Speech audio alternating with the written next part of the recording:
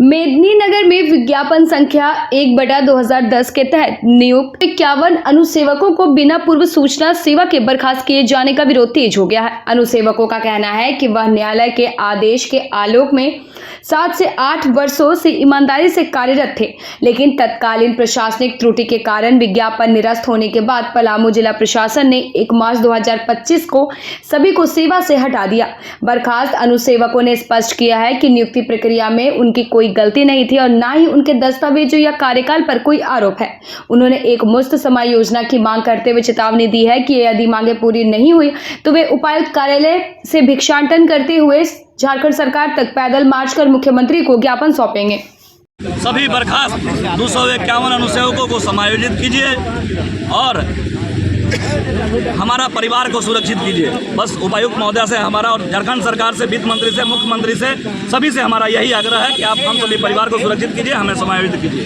251 परिवार को सुरक्षित करते हुए आगे के विज्ञापन है उसमें भी बहाली करें, लेकिन हम लोग का सुरक्षित करें। आपकी गलती, आपकी नाकामी और 251 परिवार भुगत रहे हैं। आप क्यों नहीं भुगत रहे हैं? उसको भुगतभोगी क्यों नहीं है? आप झारखंड सरकार कहते हैं कि अबुआ सरकार है, हाय रे हमर सोना झारखंड। यही सोना झारखंड है कि 251 पलामू के लिए डर भटक रहा है। ऐसा तो नहीं है कि मैया सम्मान निधि के चक्कर में आप लोग की नौकरी वही कारण है कि बाबू सामान हम लोग बर्बाद हो गए। हम ही लोग, उन्हीं लोग के चलते हम लोग भी परेशान हैं, जो मैया सामान के चलते नौकरी कहते हैं कि हमारे झारखंड में नौकरी का बहुत अच्छा है। यही है 251 परिवार के बेकार हो गया है। क्या कहेंगे? जब वो जेल गए थे तभी हमको विश्वास नहीं हुआ था, क्योंकि हम जानते थे कि वो निर्दोष व्यक्ति हैं, ठीक है। लेकिन जब हम लोग 251 लोग जब रोड पे आ गए और अब भी हेमंत सोरेन, हम लोग धरना प्रदर्शन कंटिन्यू धरना प्रदर्शन कर रहे हैं, अब फिर भी हेमंत सोरेन सरकार नहीं जग रही है ना, तो दिल में बहुत बड़ा चोट लग रहा है। क्यों चोट लग रहा है? क्योंकि उनको एक बार बताइए, जब मेरा एक साथी का देहांत हो गया उसके बाद भी आपको समझ में नहीं आ रहा है। आखिर ये बताइए क्या गलती है 251 का? परीक्षा दिए, उन लोगों ने नौकरी किया 6 साल 7 साल, 15 साल के बाद है ना अनुकम जो कॉन्ट्रैक्ट बेसिस पे काम करके उसके बाद उनका परमानेंट हुआ था। अब आज 2 साल 3 साल में रिटायर होंगे और वो अब कहाँ जाएंगे बताइए? ना उनका एज बचा है और ना अब कुछ बचा है, अब वो कहाँ जाए? अब ये हेमंत सोरेन को बोलना तो होगा ना। हम तो हेमंत सोरेन मेरे साथी लोग गए थे, हेमंत सोरेन बोले आप लोग का समायोजन कर दिया जाएगा, लेकिन बार बार आश्वासन ही मिल रहा है। अभी तक हम लोग का ये 7वां 8वां महीना हो गया, हम लोग का 10 महीना करीबन हो गया।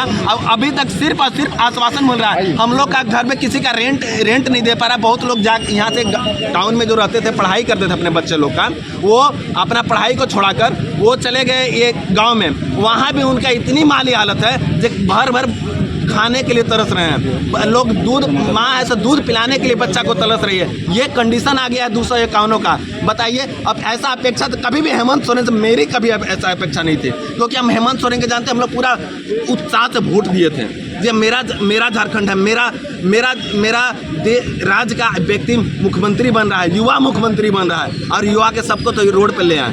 कहते हैं युवा को हम नौकरी देंगे, नौकरी नहीं। ये नौकरी देने वाली सरकार कहाँ रही? ये तो नौकरी लेने वाली सरकार हो गई ना।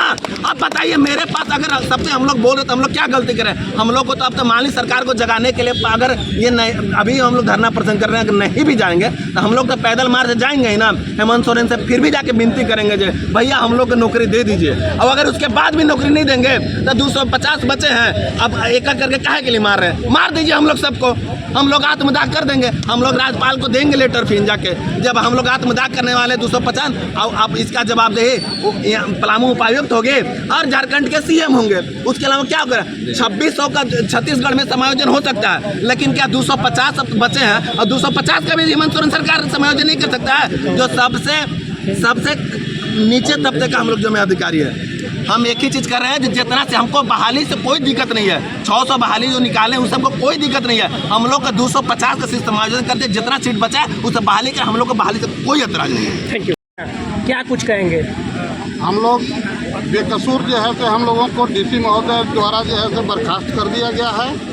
हम लोगों का मांग अगर पूरा नहीं होता है तो डीसी महोदय से लेकर के, जिला से लेकर के झारखंड सरकार तक भीख मांगते हुए हम लोग जाएंगे, और वहाँ भी मांग नहीं पूरा होता है तो हम लोग जो है तो सीधे आत्मदाह करेंगे माननीय मुख्यमंत्री के आवास।